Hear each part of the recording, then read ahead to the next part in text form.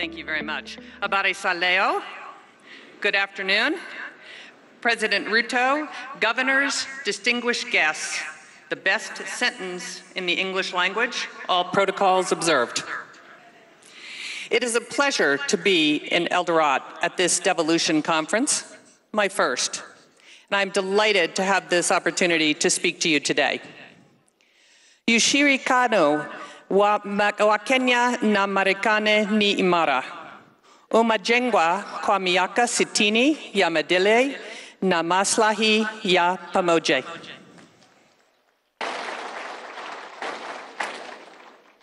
Our partnership has enhanced security and improved the lives of Kenyans and Americans.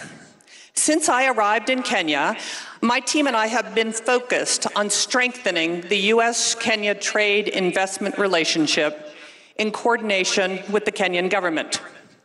The presentation that you are about to hear is one that I have given many times over the past several months to encourage businesses to invest in Africa and Kenya. I want you to hear the pitch too, and hope that you use the data for your own pitches. And I welcome you to add your county to this story. And the story is why Africa, why Kenya, and why your county, whether that's Homa Bay or Kilifi or Nairobi or Mombasa. Let us seize this moment to increase bilateral trade and investment to all our citizens. Now, just after I arrived, it became clear to me we needed to update the narrative on Africa. For example, when I was a CEO, I'll be honest, I probably thought about Africa 1% of the time. Many businesses I managed were elsewhere. But if I were back in the boardroom today, Africa would be on my radar for two very simple reasons: supply chain diversification and net zero emissions. If the war in Ukraine and the COVID pandemic taught us anything from a business perspective, it taught us that single sourcing your supply chain from any one country is not smart. Single sourcing is a recipe for supply chain disruption and shortage. Today, every company is looking for new places to diversify their supply chain. Now, what the war in Ukraine and the pandemic did to spur supply chain diversification, climate change has done for energy use. Businesses are pushing for net zero emissions to meet their climate change mitigation goals. And Kenya, as you know, generates 93% of its electricity from renewable sources, and this percentage is only going to go up with geothermal, solar, and wind investments. And to further emphasize this point, ponder these words from a CEO of a major consumer tech company who I hope to bring to Kenya. He said, "Supply chain diversification is now an essential element of our business, and so is the need to be totally green. In that sense, Kenya seems to offer us a 1-2 punch for success." Now, at the embassy, we've been doing a lot of trade and investment data analysis since my arrival. And what I have learned has been surprising and paints a far more dynamic business outlook for Africa than most Americans understand. And here are some data points that I found particularly interesting, and ones that I share often with American businesses. Why Africa is the first question American businesses have. By 2015, 1 in 4 humans, a quarter of the world's population, will live on the African continent. And 1/3 of the working age people will live on the African continent. It's the youngest population on the world. 60% of the population is under 25. And in my view, Africa is the last and largest emerging market and offers the last big supply chain and consumer prospects, much like the opportunities we saw in Southeast Asia 20 years ago.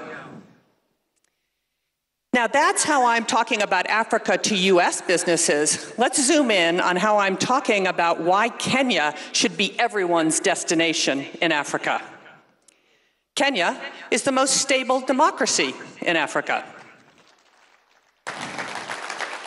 Kenya is the gateway to the East African market of almost 500 million consumers. Kenya is the regional logistics hub. Kenya is the leading regional financial hub.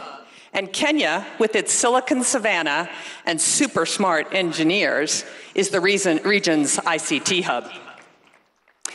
Kenya is a leading destination for foreign direct investment and venture capital.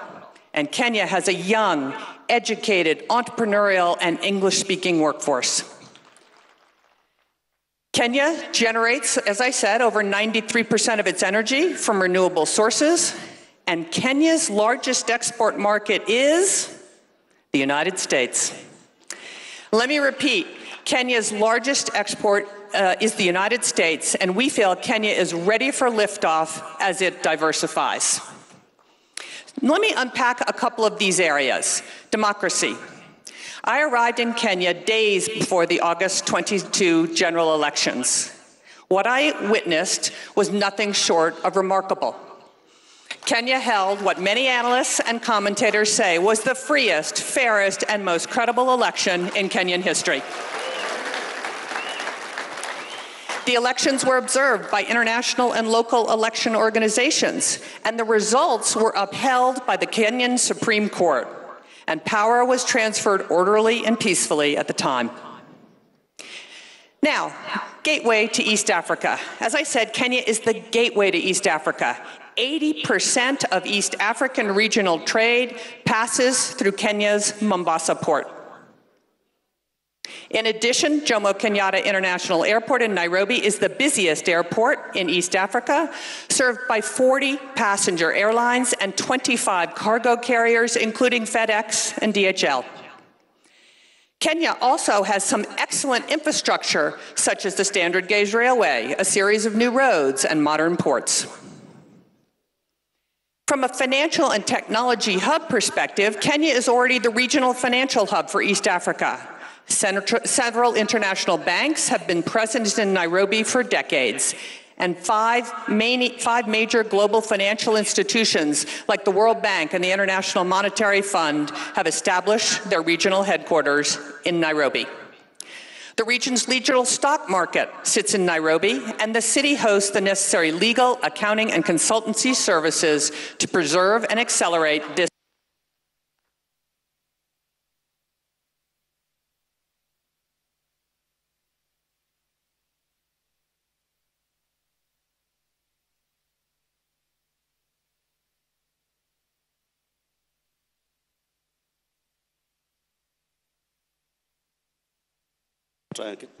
There we go. Okay, great. Thank you.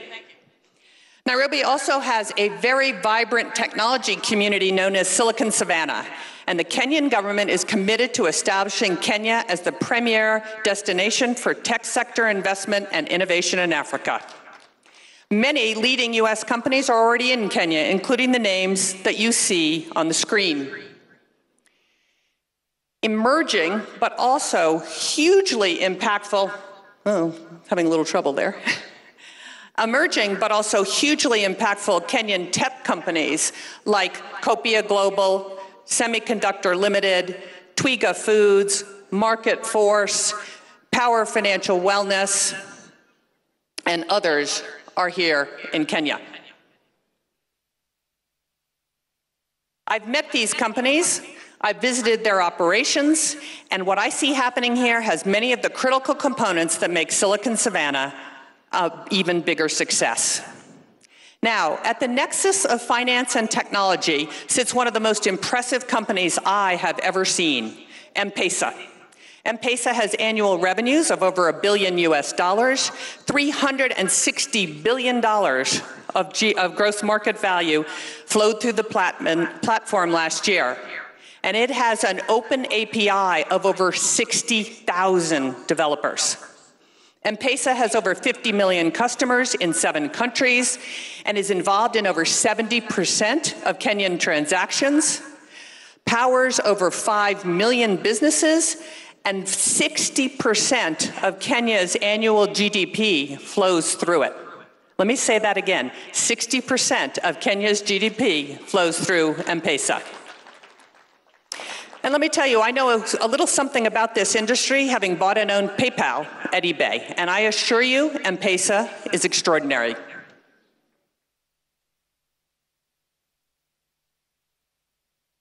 M-Pesa alone demonstrates the brilliant business minds at work in Kenya devising African solutions to global problems.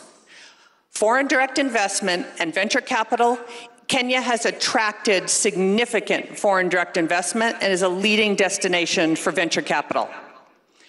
Interestingly, when venture capital flows decreased 35% globally last year, total funding in Africa actually increased 8%. Even more impressive, while venture capital to Nigeria was down 36% and essentially flat in South Africa, funding to Kenya increased by 33%. You go, Kenya.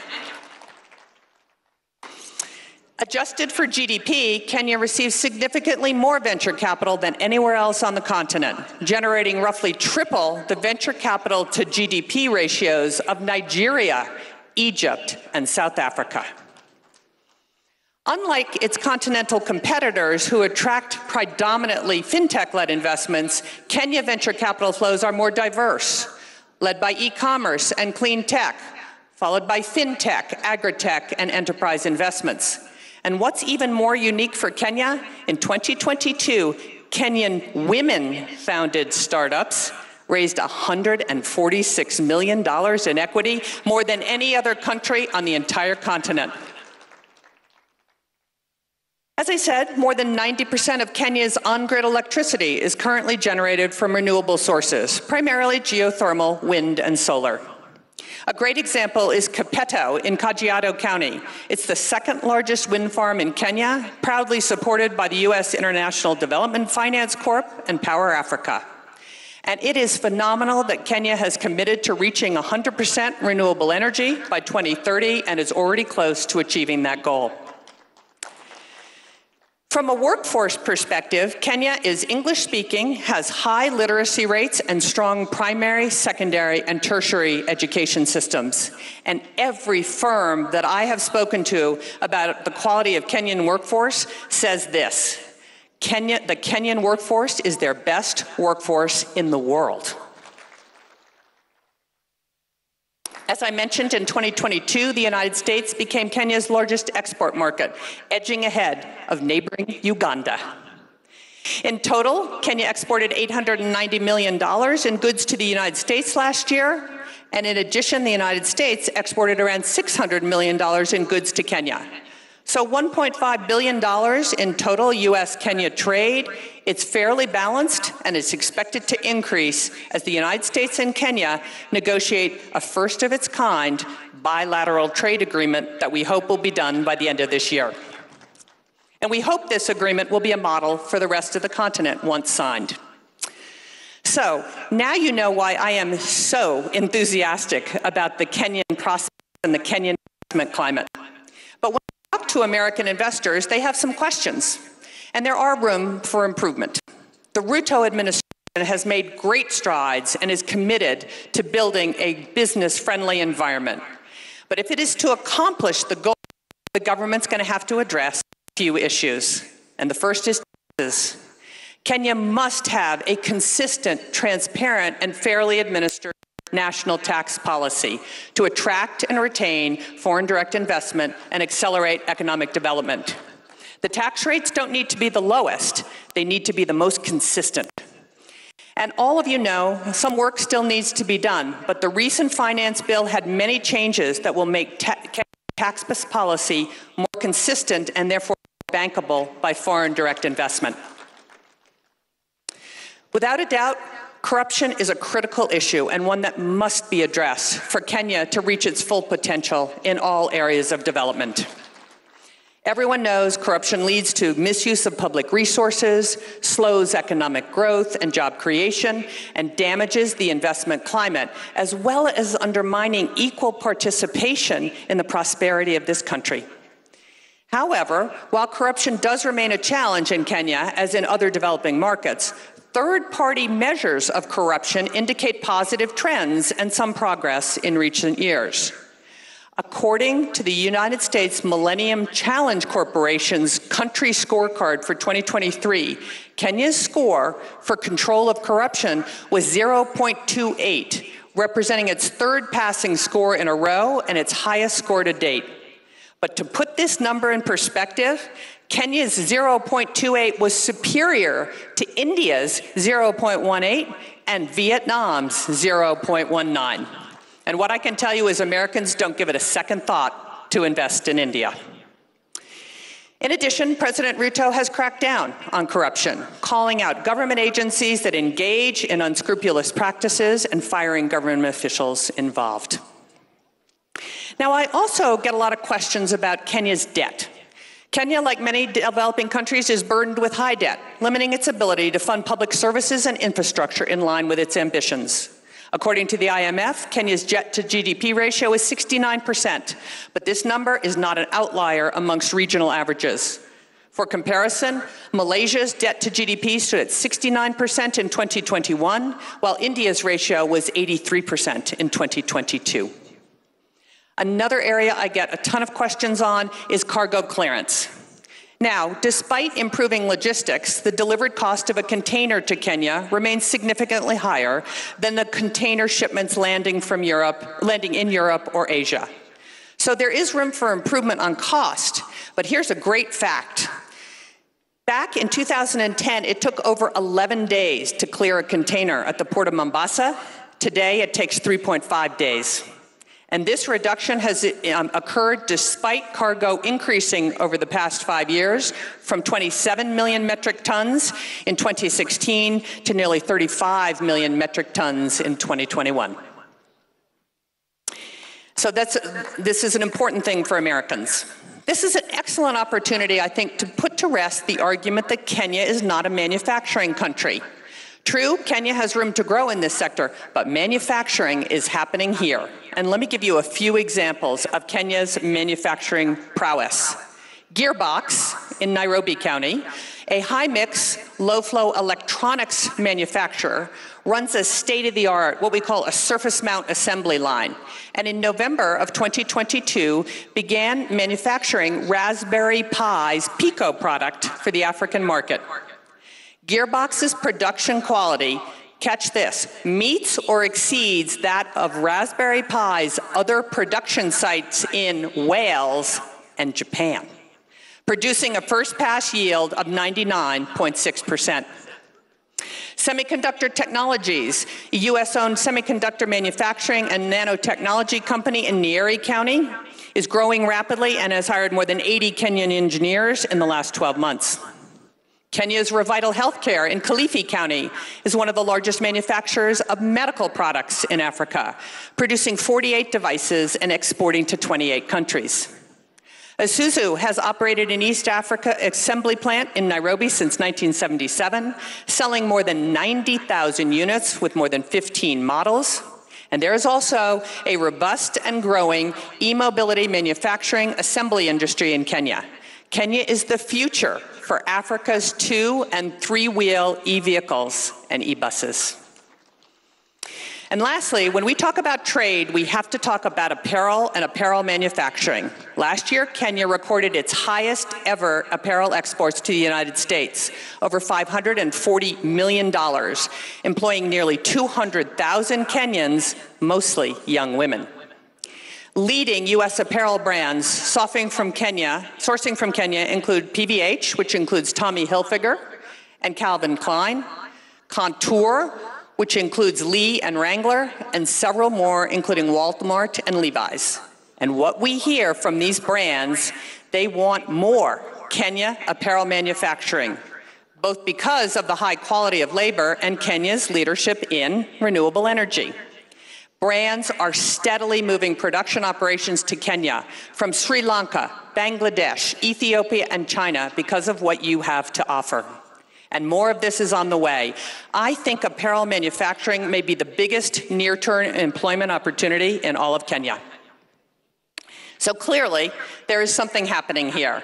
It's abundantly clear to me, and every day I try to make abundantly clear to the international audience that Kenya is open for business. Over the past year, the Kenyan government has been implementing real measures to improve economic conditions and create a business-friendly investment climate throughout the country. Following months of deliberation and consultations with the political and the business community, President Ruto announced the following reforms at the March American Chamber of Commerce Business Summit. A consistent, fair, predictable, and enduring tax regime.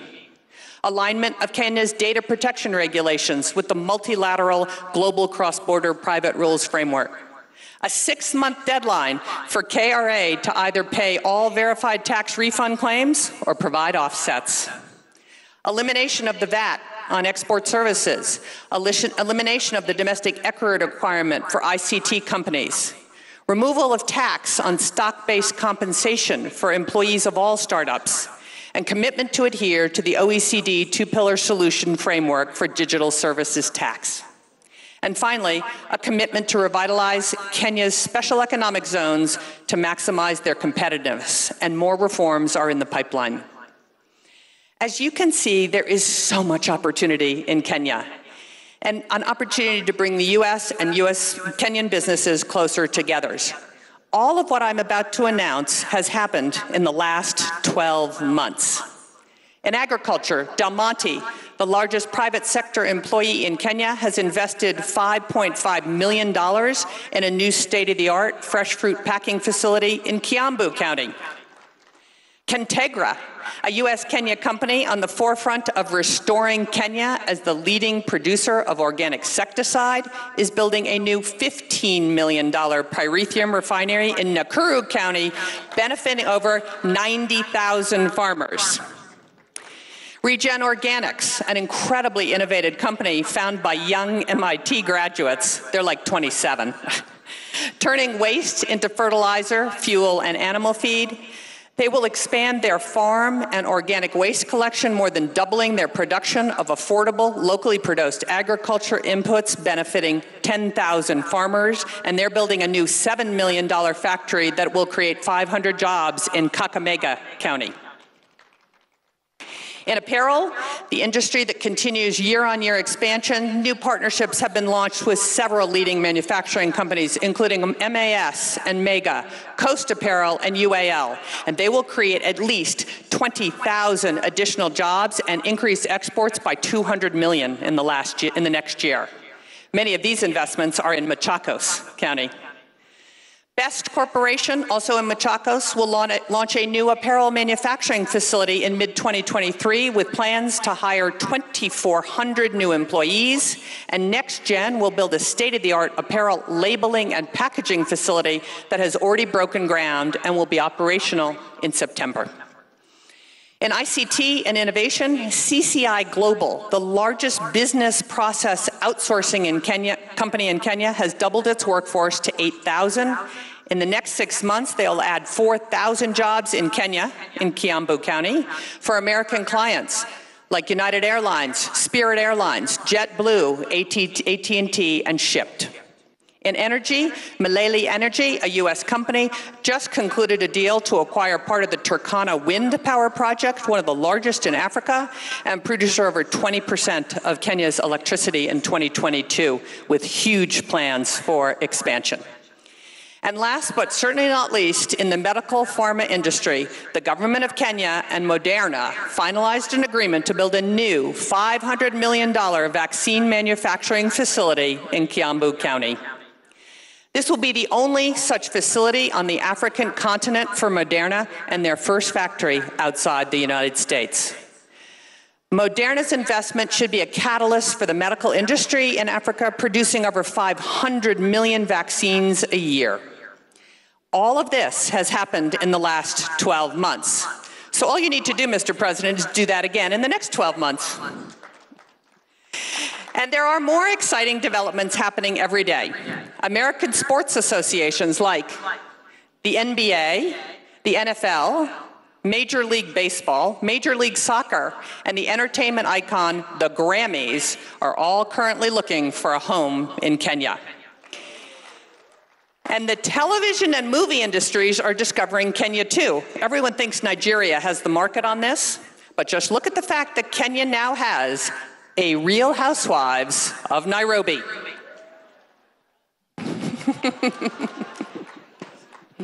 So, there are many reasons why global businesses are considering or should consider Africa, and specifically Kenya and your counties, for trade and investment opportunity. This is your opportunity. What are your priorities? What is your sales pitch? And as I said at the beginning of this presentation, when I was the CEO of HP, I only thought of doing business in Africa about 1% of the time. American companies are used to doing business with Europe and Asia. How will you convince them to make doing business in Kenya just as routine? I encourage you to take this presentation. There's no trademark on this presentation. Take this presentation and tell the story of why Africa, why Kenya, and why your county. Why Garissa? Why Mombasa? Why Isiolo? Why Nakuru? Why any county in the country? You should be able to answer the question, why Africa, why Kenya, and why your county? So to conclude, the United States and Kenya are open for business. And to quote President Ruto, Kenya means business. So we have work to do. We need to roll up our sleeves and deliver the results. The American people and your constituents deserve our best efforts to expand shared economic opportunity and growth. Asante sana.